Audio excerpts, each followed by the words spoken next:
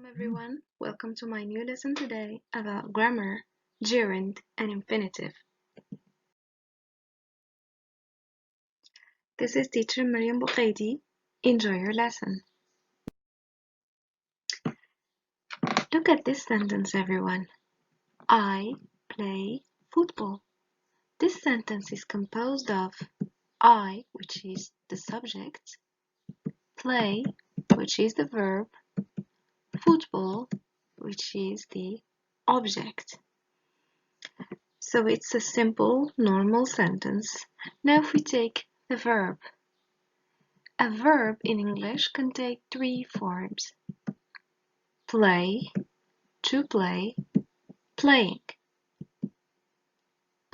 Play is called an infinitive without to. It means it's the base form of the verb without to. To play is the infinitive with to. And playing is a gerund. A gerund means a noun formed from verb. So it can be a subject or an object in a sentence or a complement. An infinitive is, as I said, the base form of the verb, is the verb in its basic form. Since we have got an idea about what's a gerund, what's an infinitive with to, what's an infinitive without to, I need you to do this task with me, please. Now, can you underline all the verbs in the infinitive? We're going to read, and whenever we stop at an infinitive verb, we underline it. Infinitive with to and without to. The title of the text, Parents, Primary Advocates for Children. Many parents make it a priority to educate themselves so that they can care for their mathematically talented students. Most parents, however, are disappointed to learn that few programs exist for elementary children. That makes it even more important for them to work with school officials to develop a suitable program of study for their children. It is recommended that parents maintain complete records. Important information should include reports from previous teachers, notes from parents' conferences, copies of letters written to principals. No, this too is a preposition. Lists of books the child enjoys reading, types of music children love listening to, and also school activities they don't feel like doing. School personnel are sometimes suspicious of parents' opinions and motives. Parents may need to contact outside experts to help them advocate for their child and keep working within the school system. Contacts with private psychologists and university personnel can be very helpful by providing standardized testing and information about challenging mathematics programs. Now, can you circle all the verbs that end in ing without rereading the text? We're just going to do that. So we have reading, listening, doing, working, providing, testing, challenging. They all end in ing and they are gerund. So, what's a gerund? A gerund is the ing form of a verb used as a subject or object in a sentence. Let's see an example of a gerund. Running is my favorite form of exercising. Or, we like running. That's a gerund. What is not a gerund is, for example, we are running. Now here, running comes as a verb, not an object, not a subject. Gerund comes after some expressions, so whenever you see these expressions, you use a gerund. I can't stand looking at him all the time. I love reading books. I look forward to hearing from you. Would you mind closing the door? I can't imagine George riding a motorbike. I enjoy or I adore or I love swimming. Artists are used to meeting with their fans or meeting their fans. I don't feel like going home this weekend. Have you finished reading the newspaper yet? So whenever you see these expressions, I can't stand, love, look forward to, would you mind, I can't imagine, enjoy, love, adore, used to, feel like.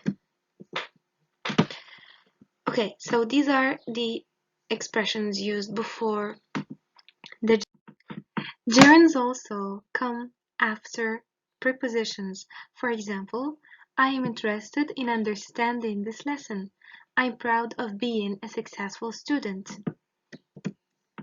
The prepositions are on, at, in, for, about, with, without, etc. There are so many of them. Prepositions are here. Now, these are the uses of gerund. Gerunds come after prepositions, on, in, after, etc. For example, their friends died in a car accident after having been driving so fast.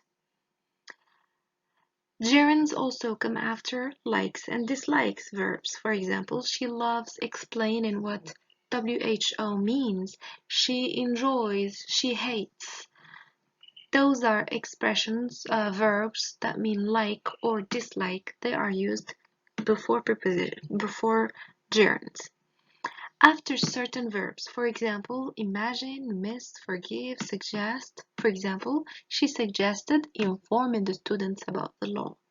She missed meeting with the principal, for example. So, uses of gerund, prepositions, likes and dislikes, and after some verbs. Now let's move to the infinitive without to. So it's called infinitive without to or bare infinitive. They are used after these expressions. Please let me go. Let's do it. I might, I must, I will, I should visit my parents. That's modals. I would rather call mom. They made me eat the whole cake. So these are the expressions that come before infinitive without to. That's the rule. After modal verbs, for example, alcohol can hurt you. Can, it's a modal verb. After had better and would rather. I would rather not drive. I had better walk home, for example. With make and let, the glasses make them feel like they are old. Make and let.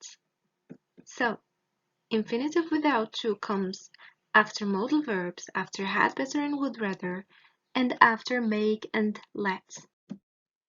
Now let's move to infinitive with to. Infinitive with to comes after these expressions. Our neighbor threatened to call the police if the noise didn't stop. I expected to rain so heavily. I promised my mother not to be late. I love to listen to rap music. I prefer to come to class on time. Remember to do your homework. So these are expressions. The verbs that are followed by the infinitive, by to infinitive are agree, appear, seem, decide, hope, intend, learn, offer, plan, wait, invite, order, remind, tell, advise, encourage, ask, choose, expect, need, want, and promise. So this is the rule of the infinitive with to. Infinitive with to comes after some adjectives. For example, afraid, glad, sorry. For example, I'm sorry to say this. I'm glad to meet you. Happy, amazed, hard. For example, Mary was happy to hear her friend was out of danger. Infinitive with to also comes after certain verbs. For example, agree, ask, decide, forget, help, learn, offer, prepare, want, and wish. For example, they decided to join the meeting. Now, this is another rule that shows that gerund and infinitive with to can be used in the same context. context in the same expression. For example, I prefer to have tea for breakfast, or I prefer having tea for breakfast. This does not affect the meaning and it is correct grammatically. Some verbs can be followed by either gerund or infinitive with no change in meaning. For example, begin, start, like, love, prefer, hate, continue. For example, I love reading and I love to read. This is grammatically correct and it doesn't affect the meaning, so we can use either gerund or to infinitive. But this case is different. Here, we can use gerund and infinitive with to. They are grammatically correct, but the meaning can differ. For example, he stopped to smoke. It's not the same as he stopped smoking. What is the difference? He stopped to smoke. For example, in this situation, someone might be walking and he stopped walking in order to light his cigarette and smoke. Whereas when we say he stopped smoking, that means he uh, stopped the habit of smoking. He no more smokes. Some verbs that are followed by gerund or infinitive with a difference in meaning. For example, remember, forget, regret, stop, and try. Now, here is a task so we can make sure that you have understood the lesson. Can you substitute the underlined verbs with the ones between brackets? For example, I like swimming. You may say, I like reading. I like traveling. I like cooking. I like drawing. I started to like mathematics. I started to love mathematics. I started to hate mathematics. I started to prefer mathematics. I am used to playing football every weekend. I'm used to revising my lessons every weekend. I'm used to visiting my grandparents every weekend. We should be on time. We should come on time. We should arrive on time. Let's help our parents. Let's visit our parents. Let's kiss our parents. Now this is another exercise. Can you choose the correct answer to fill in the blanks? For example, if you gamble, you risk your money. Losing, to lose or lose. You risk losing your money. He seems a nice guy. Being, be, or to be. He seems to be a nice guy. Sometimes it's only your intuition that makes you choose the correct answer without even knowing the rule, but it's good to know the rule. I'm looking forward to hear, to hearing, or hearing. We usually find this sentence in letters at the end of a letter. I'm looking forward to hearing from you. I enjoy reading, or to read. Both answers are correct. I enjoy reading or I enjoy to read novels. Samantha is fond of to buy or buying new clothes. Samantha is fond of buying. Okay, that is it for my lesson today. I hope to see you soon in another lesson, inshallah.